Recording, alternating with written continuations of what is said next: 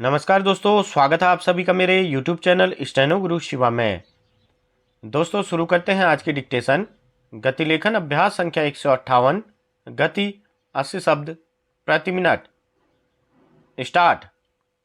अंतर्राष्ट्रीय अंतरिक्ष उद्योग विकास की राह पर है, साथ ही ओजोन परत का क्षरण वर्तमान समय की सबसे प्रमुख पर्यावरणीय चिंताओं में से एक बन गया है। ओजोन परत क्षरण ने पराबैंगनी विकिरण के जोखिम में वृद्धि और स्वास्थ्य, पारिस्थितिकी तंत्र और जलवायु पर इसके प्रभावों के बारे में चिंताएं पैदा की हैं। ओजोन परत प्राकृतिक रूप से पाई जाने वाली गैस की सुरक्षात्मक परत है, जो पृथ्वी की सतह से लगभग 10 से 50 किलोमीटर ऊपर पाई जाती है। यह हमें हानिकारक पराबैंगनी विकिरण से बचाती है।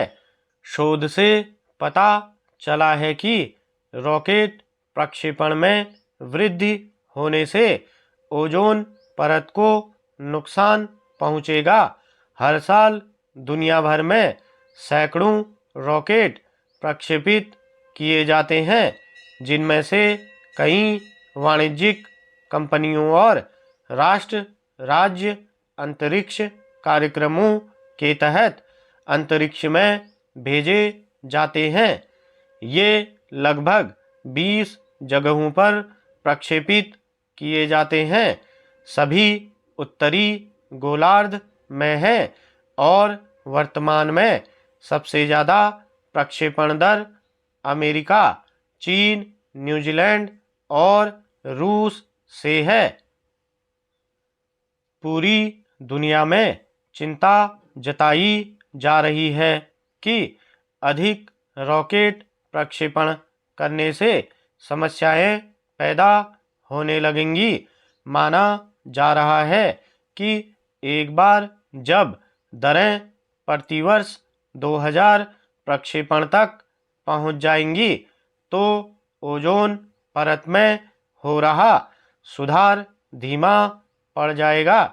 प्रक्षेपण का यह आंकड़ा पिछले वर्ष की तुलना में लगभग 10 गुना ज़्यादा है। यह तो स्पष्ट है कि विभिन्न देशों द्वारा किए जा रहे प्रक्षेपण से ओजोन परत पर असर हुआ है। ओजोन परत पृथ्वी पर जीवन को हानिकारक सौर पराबैंगनी किरणों से बचाती है। अब रॉकेट प्रक्षेपण बढ़ने से सुधारों पर पानी फिर रहा है। इस वृद्धि का एक कारण पृथ्वी की कक्षा में कम ऊंचाई पर स्थित हजारों इकाइयों के उपग्रह समूह बनाने की योजना को लेकर चल रहा प्रयास है। इसके लिए कई प्रक्षेपणों की आवश्यकता होती है और यह कई देशों में हो रहा है, जिन्हें कई कंपनियां संचालित कर रही हैं।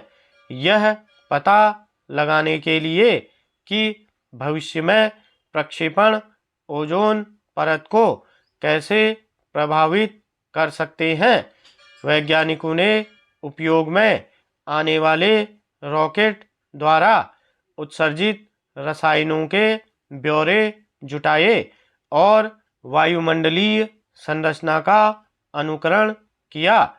पाया गया कि हर साल दुनिया भर में लगभग 2000 प्रक्षेपणों के साथ ओजोन परत 3% तक पतली हो जाती है।